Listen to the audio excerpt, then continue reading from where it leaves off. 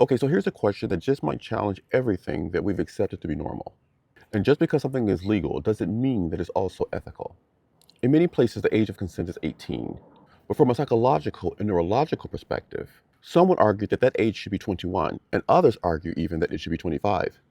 And this isn't about policing relationships. It's more about understanding human development. So let's talk science. So the frontal cortex, the part of the brain that's responsible for judgment, impulse control, risk assessment, and long-term decision making, is not fully developed until approximately the age of 25. And that's in individuals with limited trauma. And when trauma is present, as often it is, the development of emotional regulation, decision making, and vulnerability to coercion can be significantly impacted. So here's when we have to ask ourselves, what does meaningful consent truly look like when the brain is still developing? And this raises an uncomfortable but necessary question.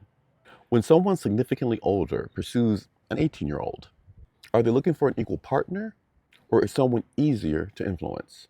Some would argue that legality does not always equal ethicality, so that a person may be within the law, but still operating within a profound developmental imbalance. And historically, people often defend these dynamics by saying, that's how it was in the old days. Young women were to get married and bear children early. But let's be clear, it's 2026. And in the past, life expectancy was shorter, women had way fewer to no rights, and survival dictated social norms. But tradition doesn't justify outdated practices. I mean, think about it. We've evolved in medicine, psychology, human rights. Our standards should evolve as well. So neuroscience tells us that emerging adulthood, roughly between the ages of 18 and 25, is a period of identity formation, emotional development, and vulnerability to external influence. And this is probably why we don't allow individuals under the age of 21 to purchase alcohol in many countries.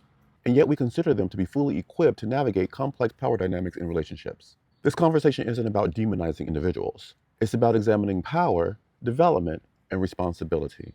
So the real question becomes, should the law reflect the bare minimum, or should it reflect our understanding of human development? Because just because someone can consent legally doesn't always mean they can consent developmentally.